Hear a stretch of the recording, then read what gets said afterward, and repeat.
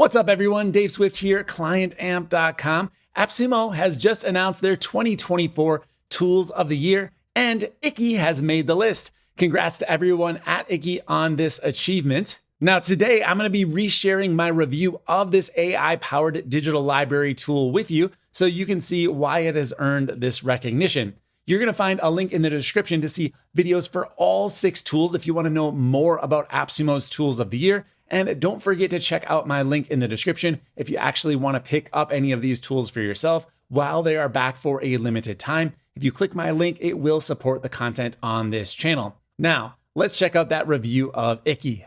Coming up today on That LTD Life, I'm going to be reviewing Iki AI. This is a new lifetime deal that hit AppSumo that allows you to create a digital library so you can save anything from around the web, YouTube videos, links, Figma files, PDFs, anything you like, you can store on Iki for safekeeping. But of course, there is more. There's an AI component. They call it a copilot that can look into your library and then answer questions about it. So it's really like having a research assistant on call. Now, it can also create content based on that information that you've saved. So really, there's a lot going on here. It's a very powerful tool. My name is Dave, by the way. I'm from ClientAmp.com, and what you're watching is not a sponsored video. I am powered by your clicks. So if you want to allow me to continue to create a brand new LTD review every single day of the week, make sure you click on the link in the description before shopping at AppSumo. It can be for any product, Iki or otherwise. Thank you so much for everyone who has continued to support me. All right, now let's get right into things here. So here's the Iki deal page. I'm going to come back to this at the end of the video. We'll spend a little bit of time here looking at the plans and pricing, but 2 things to note. First of all, I'm recording this video with the $39 tier 1 plan. So everything you see will be possible with that plan. However, I don't necessarily recommend that one, so stay tuned for the end. The other thing to mention is that these prices are going up on Monday, September 23rd. They will increase. How much? Probably not a whole lot, but to get the best deal, you want to act shortly. So watch the whole video, decide whether or not this is a good fit for you, and make your decision from there.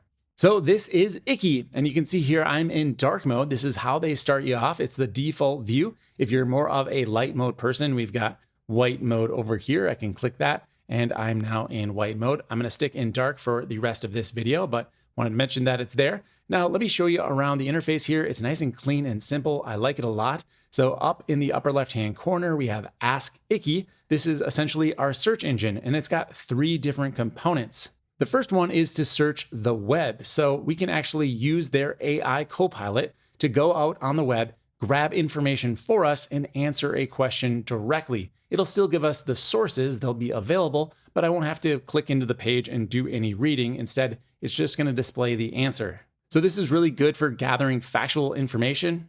How fast can a bear run? It's going to go out to the web, find out, and tells me that grizzly bears can reach up to 35 miles an hour, while black bears are slightly slower, but still faster than the average human. And if you're curious, polar bears can reach around 25 miles an hour. Basically, the moral of the story is don't get chased by a bear. Bears beats Battlestar Galactica. Over to the right here, I can see all of their sources. They went through a lot of pages to come up with this answer, so I feel pretty confident that I don't need to do a lot of fact checking here. So that is the web search. There's also a library search here. I'm going to start a new chat. We'll go back to that original interface. I can go over to library, and this is essentially going to search everything I have saved already into Iki. I'm not going to do this search right now. We'll come back here after we've saved some data into Iki, and you can see exactly how it works. Next, we're going to go over to the third option, which is to search Iki as a whole. Now, this is a little bit more complicated to explain. First of all, it's going to search the web. It's also going to search your library, but it'll also search other people who are using Iki and have made their information public. So that's right, there's a social component to this tool. Now, you don't have to participate. If you want to keep all of your information private, you can definitely do so, but other people want to share information, and so you can actually follow them like a regular social media network. There's a community section right over here. So if I go into the community, I can see collections and other people who are using this tool. And if I like them, like this guy right here, I believe he's the founder of Iki, I can just start following him. And in fact, I already am by default. But I can see everything that he has made public here. He's got multiple collections. Here are some individual items that he's saved. And then I can also see some experience that he has posted in his profile. I gotta be honest, I'm not sure how much I like the idea of having a social media network built into my personal knowledge base. It's not something I love. I don't think I'd use it, but at least I don't have to. It's not required. So that was the community tab. There's also a peers tab where you can just see basically a feed of what people are sharing here. So I can go into a specific item that they've shared, and we can see this is what it looks like when you save something inside of Iki. We'll save our own stuff in a minute, but here's what it looks like when someone else does. And we can even use Copilot to engage with it.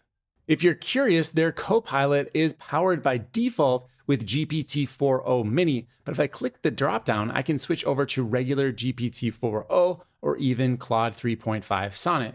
All right, next in the left-hand sidebar are collections. These are ways to organize our data inside of our digital library. I can create a new collection right here by hitting the plus button, and then I'll give it a name. I'm gonna give this one the name AppSumo, and then we can upload an image if we like. Here's the AppSumo taco I just uploaded. I can add a description, and then here is my first real gripe with the software. It says not private collection. That could be worded so much better. Not private means public, right? So why doesn't it say public collection? Okay, fine, we can think through that, but there's enough cognitive load there that we might make a mistake and accidentally make something private when we meant to make it public or vice versa. The other problem is I don't know whether this represents on or off. Now, usually to the left is off, but not always. So if I toggle this over from not private collection to turn it into a private collection, okay, then the word actually updates to private collection. That alone is a little bit confusing. So this one area, which I think is going to be important to so many of you, needs to be clarified. It just needs to be much easier to understand whether something is public or private. I would simply just say public and then make this switch obviously be, say public, it's off. So it's not public, turn it on, then it becomes public. So essentially, if I'm getting this right, public is the default setting for a brand new collection, which I definitely do not love. Okay, so I'm gonna make this a private collection and I'll hit create. It says collection created, and then over here in the left-hand sidebar, I can see my AppSumo collection. Here it has a little lock next to it to signify that it is in fact private. So I didn't know, but I created these other two thinking they were private. So it got me. I'm sure it's gonna get others as well. Next up, we need to get some information into our library. So let's check out the library here. I can add a new item just by clicking on the plus button right here. And it says I can add one or many links, upload PDFs, CSVs, TXT files, or add a note to my library. So I'm simply gonna paste in a link to one of my YouTube videos here, and you can see it says private on, so that is good. If I toggle that, it says private off. Much better language there. Let's add it to my library. It's gonna process the data. Now, there is one problem right now in that it's supposed to transcribe YouTube videos, but apparently it's not available because of some new policy. This is going to greatly impact the usability of the tool because part of what makes it so cool is that you can upload your YouTube videos and then ask it questions about them. It doesn't have to be your videos, by the way. It could be any videos. Maybe you have a 4-hour-long podcast you want to just summarize. You should be able to do that, but right now it's not available. So it's a bummer that the YouTube functionality is not working, but let's not let that stop us. I've got Noah's blog up here and I want to save this article. Now, of course, I could copy the URL and paste it right in, but there is also a Chrome extension. I've already got it installed. This is what the icon looks like. I'm going to click on it. I've got to log in. And now I can add this material to my collection. Saving to Iki and heading back over into the interface, I'll click on the library. And right here, I've got the article from Noah. Now it's currently processing this, right? So the assistant is not going to be available immediately. It takes some time to digest information. All right, now the context is indexed. That literally took maybe like 10 seconds. Now I don't love the fact that it didn't pull in an image as the thumbnail. I would have thought it would have done that, especially since we've got this big picture of Cal Newport kind of high up in the document. So that's a little bit of a bummer. Now there's no way to edit that myself as far as I can tell. We can set images for collections. So I could go into one of these collections, as you already saw, change that cover photo. If you don't set a cover photo, it's going to pull one in for you. Like I added one single document to this collection and it had this image in it. So now it's the cover of my collection. But back to the article from Noah that I just saved into Iki. So I've got it open here on the left. And what I like about this tool is it brings everything into the editor. So I can read the entire article here. I don't have to go off to the web because sometimes these things change, they get taken down, and I want to have a source of truth saved right here. Now, over on the right-hand sidebar, I can have it do some simple things like extract the key ideas. Let's click on this. And there we go. It's going to give me a bullet point list of some key ideas. So I'm going to ask, how does Noah apply Cal's ideas to AppSumo? And it tells me that Noah doesn't actually talk about this in the article. Well, the article is called Cal Newport Changed My Life, Noah. What gives? So I'm going to say, how did Cal change Noah's life? Nothing there either. Come on, Noah. Don't leave me with these clickbait headlines. Okay, so all jokes aside, I could continue engaging with this article, asking it more questions, or even having it create some content. Like one of the preset options is to have it create a tweet about this article. I can click that. It's going to give me a tweet that I can, share on social media and become famous, obviously. But the feature I think is most cool is that I can actually save these outputs as notes. So I'm going to go back up here to when it extracted the key ideas, and clicking this plus button, it's going to save a note right here. So it's saved the answer to notes. And you'll notice I've got another tab up here that says notes. And there it is. Here is my brand new note. I can click right into this note and edit it as I see fit. This is a great book, whatever you'd like to do. When you're done, just hit the save button and your edits will be retained. Now there's another option over here called related, and it's essentially going to give you other links similar to the one that you saved. So maybe you like this article, you can continue reading about things of a similar nature. And of course, if I do want to get back to that original page I mentioned just a few moments ago, how I brought everything in, but maybe I do want to go back to the original URL, there is a link right up here. Oh, by the way, you can just add your own note. You don't have to do it from the output of AI. You can create a new note from nothing if you just want to make your own notes. A little UI thing here I don't love is that when you go to make a note, the article is hidden. I think the article should still be up while you're creating your note. So that way, you can take notes. So here's a tweet that I saw earlier on Twitter about 2 hours ago. I saved it over to my Iki. I'm going to click on it, and I think it's really cool how it saved this tweet. Now, I've got the summary right here, but if I click into it, I get the entire tweet, and it's actually really long. It's talking about this new feature on YouTube called Hype. I've never heard of this before, thought it was really cool, and I wanted to save it. So it's for smaller YouTubers, much like myself, where you can go in and you can not just like their video, but you can hype their video. You only get to do this 3 times per week, I think is what it was, and then it'll actually give them a bigger boost than just liking them. You've got to be under 500,000 followers, so it actually is a pretty cool idea. Now, what's really cool here is that they pulled in all of the information from the tweet, even a video that was embedded in the tweet. I can play right here inside of the Iki player. I don't know what we call this, the little Iki screen here. So here's a little demo of hyping up a video and what that looks like. Pretty cool concept. Good job, YouTube. All right, so now that we've added some content into Iki, let's take a tour of the library page. We can see what it does when we add content, and we can also perform a search. So here is the library page. Now, one thing I don't like about it is that it displays both collections as well as the individual pieces. So you can see like I've got my AppSumo collection up here. I've got my YouTube growth section up here, but then I also have the place where it pulled the image from, which is this tweet that I saved. It also tags your posts automatically, but I have to say that I don't think it's super high quality. Like if we look at, say, the Noah Kagan post that I saved about Cal Newport, the only tag it gave was social media. I can click right here where it says AI summary, and it gives me a very brief summary of what the article is about, but it's not really as helpful, I think, as it could be because, basically I'm going to have to click into it to read anything more. It could give maybe more like a post excerpt type of link right there.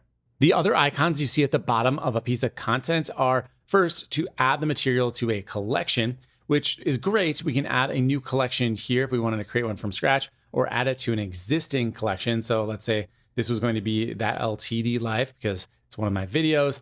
I'm going to click there. I'll add it to the collection. It kind of pauses for a second, then goes dim.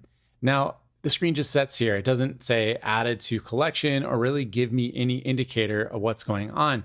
I could X out here and then it would have been added to the collection, but like I said, there's no notification. I could also add it to another collection and again, no notification. Oh, it went away. How'd that happen? I've actually never been able to get something to be removed from a collection. So I'm clicking again. It's not doing anything here. As far as I can tell, there's no way to actually remove an item from a collection once it's been added to that collection. There's a slightly different interface. If you open up an article, then go to collections, we get these check boxes here, but I can't uncheck anything.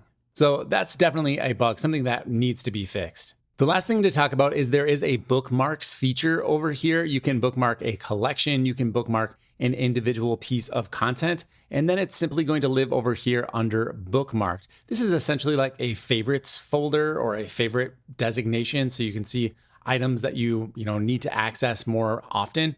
I'm not sure it needs to exist because we do have the collections, so we could just have like a favorites collection and then add to that. But I thought I'd mention it. It exists. So yeah, that's an extra feature.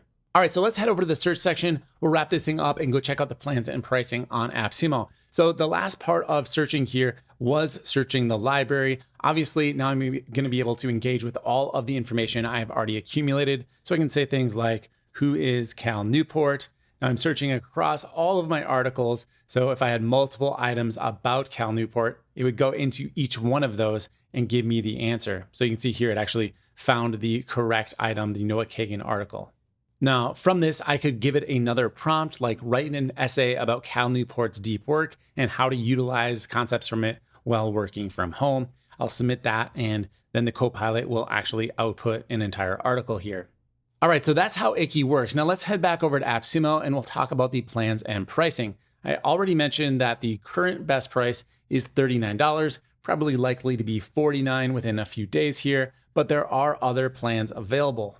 Now, first of all, tier 1, I don't necessarily recommend because you only get 200 instances of the copilot per month. If you go up to tier 2, which is another $90, it's not like it's just doubling 39, it's a lot more money. But then you get 3 users, so you can use this with a team and share your information internally just to those 3 members. And you also get unlimited use of the copilot, which is absolutely what you want for a situation like this. And if 3 users isn't enough for you, you can go up to 5 users. I'm a little confused on this. Let me show you why.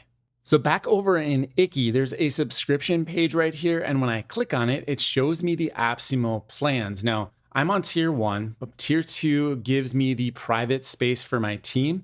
But if I go to tier 3, I get a private space for a 3-people team, but it includes 5 users. So does that mean 2 of the users just don't get to share information? This is a really weird thing.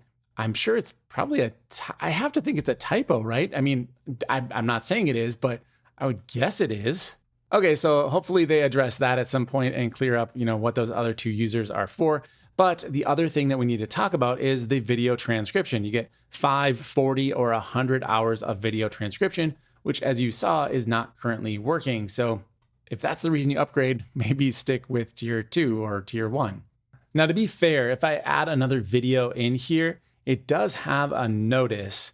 It says, we're sorry, this was a global problem affecting all YouTube parsers, and as soon as it is fixed, we'll continue transcription support. So they seem to think that this will come back online. However, it's not right now, and that's really what matters. If you're dead set on using this for a transcription tool, definitely hold off until this is back online. I'll have an update for you about this on the next episode of the Taco Truck Roundup. If it's solved by then, I'll let you know. So that's the perfect time to mention to get subscribed to this channel if you haven't already. Hit that notification bell so you do get the latest LTD updates. I mentioned a second ago the Taco Truck Roundup. These videos get to be a little bit long, so if you want to get it in more of a digest type of format, check out the Taco Truck Roundup. It comes out about once per week where I give you just 3-4 minute summaries of each video that I make. If you're already subscribed, thank you, but then hit the like button.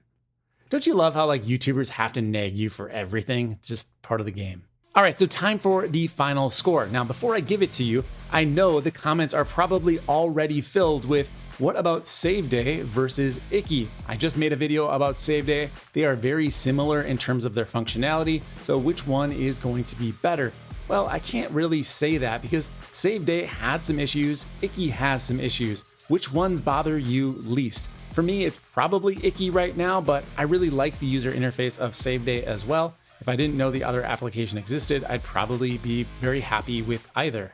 Some kind of minor points for Iki versus Save Day. It has a username and password login system. You don't have to authenticate through Apple or Google like you did for Save Day.